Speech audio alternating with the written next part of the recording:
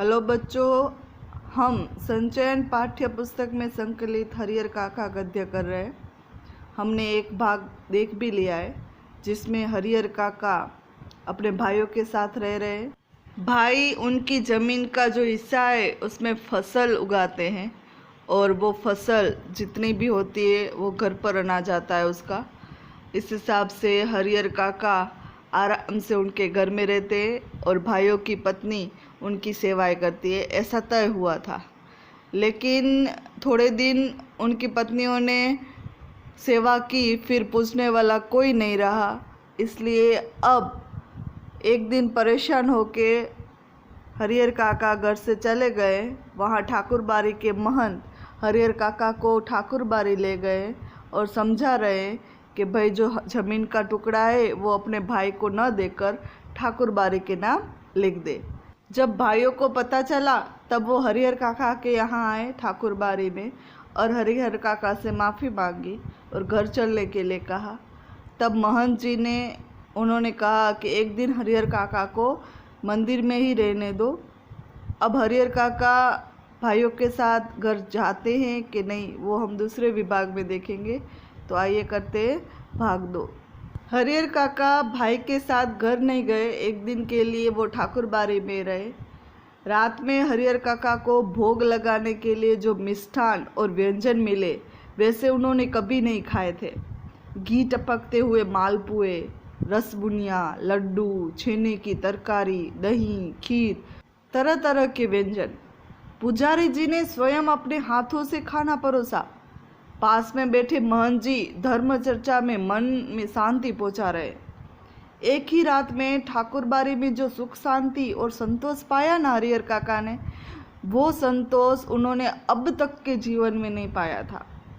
इधर तीनों भाई रात भर सो नहीं सके। भावी आशंका उनके मन को मत्ती रही। अब भावी आशंका ये थी कि हरिहर काका महंत के बहकावे में ना आ जाए, कहीं जमीन का टुकड़ा दे ना दे। 15 बीघे खेत और इस गांव की उपजाऊ जमीन 2 लाख से अधिक की संपत्ति थी। अगर हाथ से निकल गई तो क्या करेंगे भाई लोग। सुबह तड़के ही तीनों भाई फिर से ठाकुर बारी पहुंचे। हरिहर काका के पांव पकड़कर रोने लगे। अपनी पत्नियों की गलती के लिए माफ़ी भी मांगी और उन्हें दंड देने के लिए भी बात की। साथ ही खून के रिश्ते की माया फैलाई। हरिहर काका का दिल पसीज गया और फिर से वो घर लौट गए। लेकिन यह क्या, इस बार अपने घर पर जो बदलाव उन्होंने लक्ष्य किया ना, उसने उन्हें सुखद आश्चर्य में डाल दिया। घर के छोटे बड़े सब उन्हें सिराखों पर रखने लगे। भाइयों की पत्नियों ने उनके पैरों पर माथा रखकर गलती के लिए क्षमा मांगी। फिर उनकी आवभगत और जो खातिरदारी शुरू हुई, वैसी खातिरदारी किसी के यहाँ मेहमान आए ना तो भी नहीं होती। उनकी रुचि और इच्छा के मुताबिक दोनों जून खाना नाश्ता तैयार, दोनों टाइम। 5 महिलाएं उनकी सेवा में मुस्तैद, हमेशा तैयार। 3 उनके भाई की पत्नी और 2 उनकी बहू। हरिहर काका आराम से दालान में पड़े रहते। जिस किसी चीज़ की इच्छा होती आवाज़ लगाते कि सभी चीज़ हाजिर। वे समझ गए थे कि ये सब महंत जी के चलते हो रहा है। इसलिए महंत जी के प्रति उनके मन में आदर और श्रद्धा के भाव निरंतर बढ़ते ही जा रहे थे। अब हरिहर काका को ऐसा लग रहा था कि ये सभी सेवाएं कर रहे हैं तो महंत जी के चलते। वास्तव में सेवाएं क्यों कर रहे थे, उसे भी जमीन का टुकड़ा चाहिए था। हरिहर काका ठाकुर बारी में रहे रात भर। यहाँ पर घर में उनके भाई रहे, घर में अब उनकी सेवा हो रही है। लेकिन यहाँ गांव वाले कहीं नहीं थे। फिर भी गांव के लोगों को पूरी घटना पता चल गई। हरिहर काका के साथ क्या हुआ, सभी के जबान पर हरिहर काका की ही बातें। अब क्या था, जहाँ भी बैठक होती ना गांव में, तो यही बातों का सिलसिला चल पड़ता और कोई अंत ही नहीं। हर जगह उन्हीं का ही प्रसंग शुरू। कुछ लोगों का कहना था कि हरिहर काका को अपनी जमीन ठाकुर बारी के नाम लिखवा देनी चाहिए। इससे उत्तम और कुछ नहीं। इससे कीर्ति की भी अचल रहेगी। इसके विपरीत कुछ लोग ऐसे भी थे, उसका कहना था कि हरिहर काका को अपनी ज़मीन अपने भाइयों के नाम लिख देनी चाहिए। आखिर खून का रिश्ता है, जितने मुंह उतनी बातें। ऐसा ज़बरदस्त मसला पहले कभी नहीं हुआ, इसलिए लोग मौन होना ही नहीं चाहते थे। अपने अपने तरीके से समाधान ढूंढ रहे थे और प्रतीक्षा में थे कि अब कुछ और नया होगा। हालांकि इसी क्रम में बातें गर्माहट भरी भी होने लगी। क्यों? क्योंकि गांव में दो पक्ष पड़ गए, एक प्रत्यक्ष और दूसरा परोक्ष, एक ठाकुर बारी का और दूसरा उनके भाइयों के नाम का। अब दोनों के बीच तू मैं होने लगी। एक वर्ग के लोग चाहते थे कि हरिहर काका अपने हिस्से की जमीन ठाकुर बारी को दे और दूसरा उनके भाइयों को दे। जो ठाकुर बारी के नाम लिखवाना चाहते थे वो धार्मिक संस्कारों के लोग थे। कैसे लोग? जो रोज सुबह शाम किसी न किसी रूप में ठाकुर बारी पहुंच जाते और जो भोग लगाया जाता वो साधु संत के साथ खाते। वैसे लोग थे पेटू और चटोर किस्म के। दूसरे वर्ग में गांव के प्रगतिशील विचारों वाले लोग थे और वो थे किसान, जिनके यहाँ हरिहर जैसे औरत मर्द पल रहे थे। गांव का वातावरण तनावपूर्ण हो गया और लोग कुछ घटित होने की प्रतीक्षा में थे। इधर भावी आशंकाओं को मद्देनजर रखते हुए हरिहर काका के भाई उनसे यह निवेदन कर रहे थे कि अपनी ज़मीन वे उन्हें लिख दे। उनके सिवाय उनका अपना है ही कौन? इस विषय पर हरिहर काका ने एकांत में मुझसे काफ़ी देर तक बात की थी लेखक से।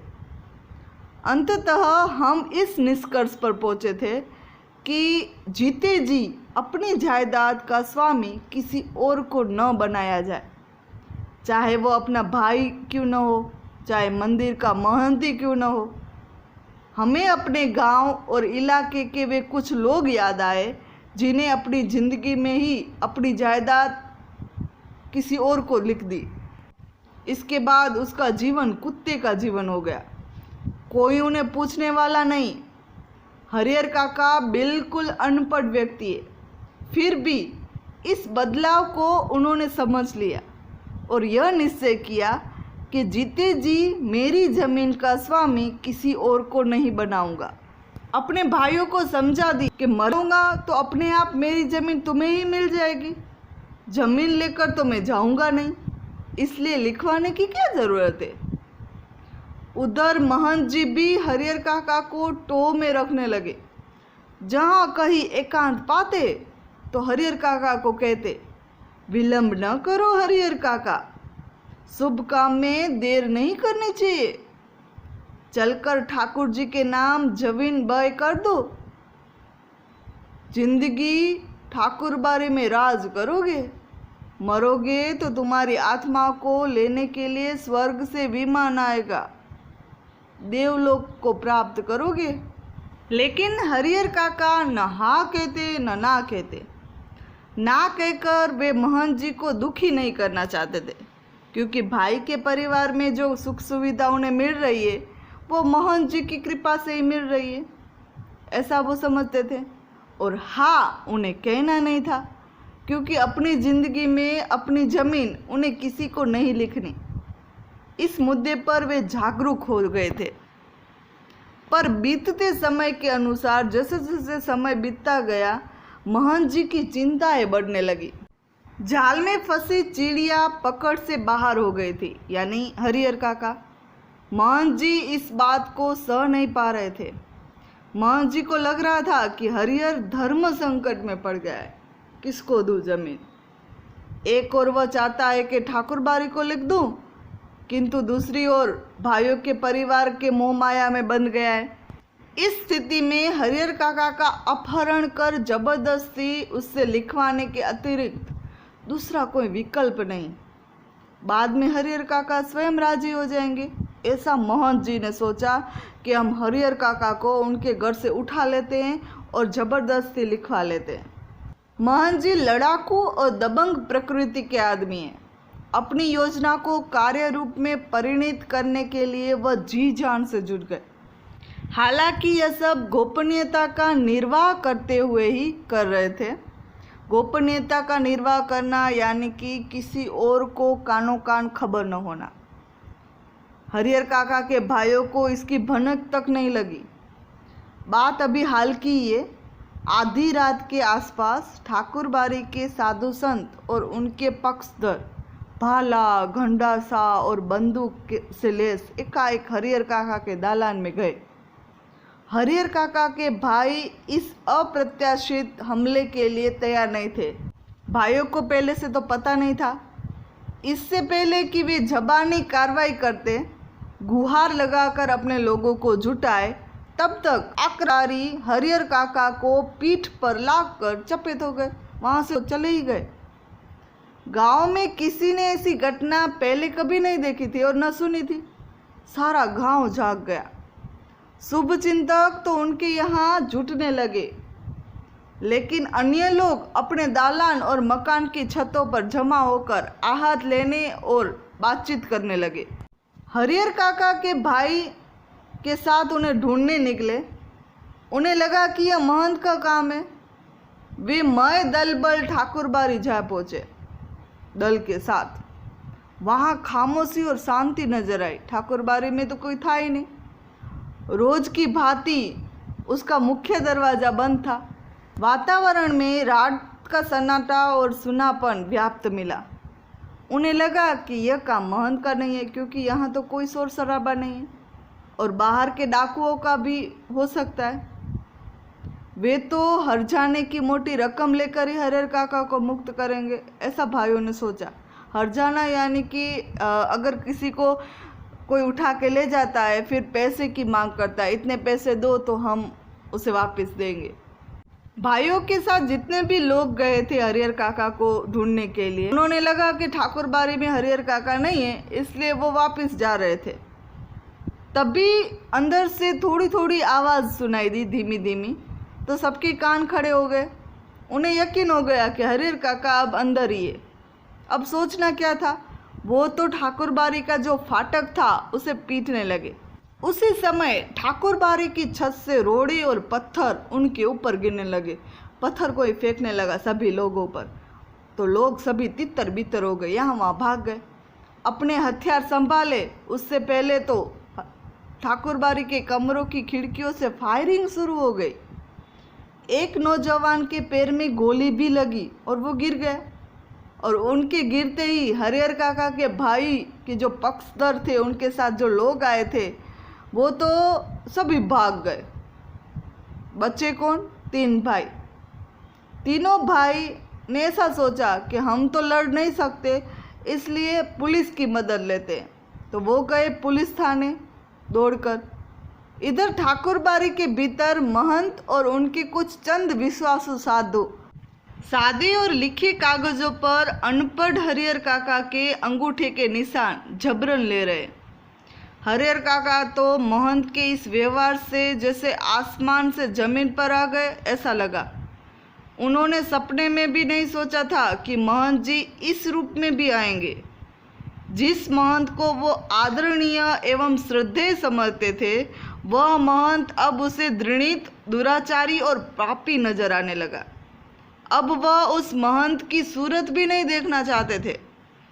अब अपने भाइयों का परिवार महंत की तुलना में उन्हें ज़्यादा पवित्र, नेक और अच्छा लगने लगा था।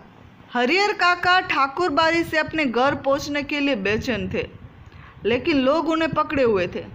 महंत जी उन्हें समझा रहे थे कि तुम्हारे भले के लिए ही ये सब किया जा रहा है हरिहर। अभी तुम्हें लगेगा कि हम लोगों ने तुम्हारे साथ जोर जबरदस्ती की, लेकिन बाद में तुम समझ जाओगे कि जिस धर्म संकट में तुम पड़े हो, उससे उबरने के लिए यही एकमात्र रास्ता है।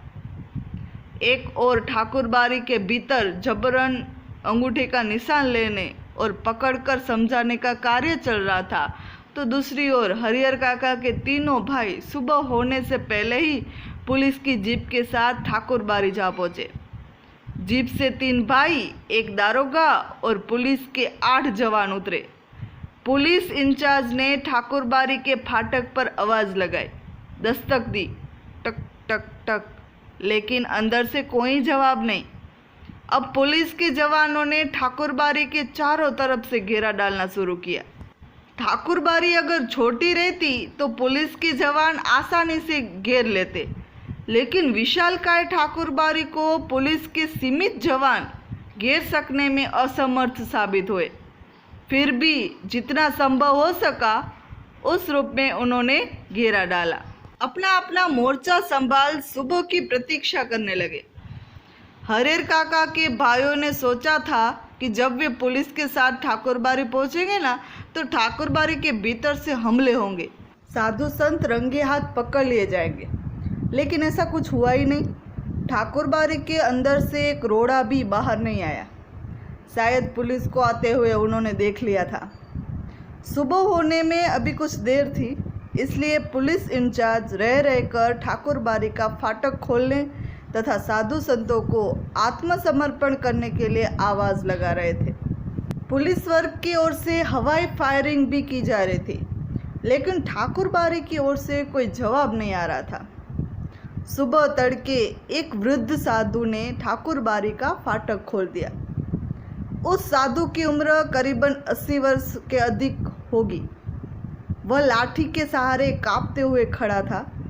पुलिस इंचार्ज ने उस वृद्ध साधु के पास पहुंचकर हरिहर काका तथा ठाकुरबाड़ी के महंत, पुजारी एवं अन्य साधुओं के बारे में पूछा, लेकिन उसने कुछ भी बताने से इनकार कर दिया। पुलिस इंचार्ज ने कई बार उनसे पूछा, डांट लगाई, धमकियां दी, लेकिन हर बार एक ही वाक्य बोलता वो, मुझे कुछ मालूम नहीं। ऐसे वक्त पुलिस के लोग मारपीट का सहारा लेते हैं बात उगलवाने के लिए, लेकिन साधु की उम्र ज़्यादा थी, इसलिए वृद्ध को छोड़ दिया। पुलिस इंचार्ज के नेतृत्व में पुलिस के जवान ठाकुरबाड़ी की तलाशी लेने लगे, लेकिन न तो ठाकुरबाड़ी के नीचे के कमरे में कोई था, न छत के कमरों में। पुलिस के जवान ने खूब छानबीन की। उस वृद्ध साधु के अलावा कोई दूसरा ठाकुरबाड़ी में था ही नहीं। हरिहर काका के भाई चिंता, परेशानी और दुखद आश्चर्य में गिर गए। ठाकुरबाड़ी के महंत और साधु संत हरिहर काका को लेकर अगर गए कहाँ, अब क्या होगा? काफ़ी पैसे खर्च कर पुलिस को लाए थे वो। पुलिस के साथ आने के बाद वह अंदर ही अंदर गर्व महसूस कर रहे थे। उन्हें लग रहा था कि वह अब भाई को आसानी से घर ले जाएंगे और साधु संतों को जेल भिजवा देंगे, लेकिन दोनों में से एक भी काम नहीं हुआ। ठाकुरबाड़ी के जो कमरे खुले थे उनकी तलाशी पहले ही ले ली गई। बाद में जिन कमरों की चिटकनियाँ बंद थी उन्हें भी खोल कर देखा गया। एक कमरे के बाहर बड़ा सा ताला लटक रहा था। पुलिस और हरिहर काका के भाई सब वहीं एकत्र हो गए। उस कमरे की कुंजी की मांग उस वृद्ध साधु से की गई, तो वृद्ध साधु ने कहा, मेरे पास नहीं है। जब उससे पूछा गया कि इस कमरे में है क्या, तब जवाब दिया, अनाज है। पुलिस इंचार्ज अभी ये सोच ही रहे थे कि कमरे का ताला तोड़ा जाए या फिर छोड़ दिया जाए। अचानक कमरे के अंदर से दरवाजे को भीतर से किसी ने धक्का दिया। पुलिस के जवान सावधान हो गए। ताला और कमरे का दरवाजा खोला गया। कमरे के भीतर हरिहर काका जिस स्थिति में मिले उसे देखकर उनके भाइयों का खून खौलने लगा। उस वक्त अगर महंत जी, पुजारी या अन्य साधु होते ना, तो वो जीते जी उन्हें नहीं छोड़ते। हरिहर काका के हाथ और पांव तो बांध ही दिए थे, उनके मुंह में कपड़ा ठूस कर बांध दिया था। हरिहर काका जमीन पर लुढ़कते हुए दरवाजे तक आए और पैर से दरवाजे को धक्का दिया। काका को बंधन मुक्त किया गया, मुंह से कपड़ा निकाला गया। हरिहर काका ने ठाकुरबाड़ी के महंत, पुजारी और साधुओं की काली करतूतों का पर्दाफाश करना शुरू किया। वह साधु नहीं है, डाकू है, हत्यारे हैं, कसाई है। उन्हें इस रूप में कमरे में बंद कर गुप्त दरवाजे से वो सब भी भाग गए। उन्होंने कई सादे और लिखे हुए कागज़ों पर जबरन अंगूठे के निशान लिए। ऐसा जितना भी हरिहर काका के साथ हुआ वो सब पुलिस इंचार्ज को हरिहर काका ने बताया। यहाँ पर हमारा इस लेसन का भाग 2।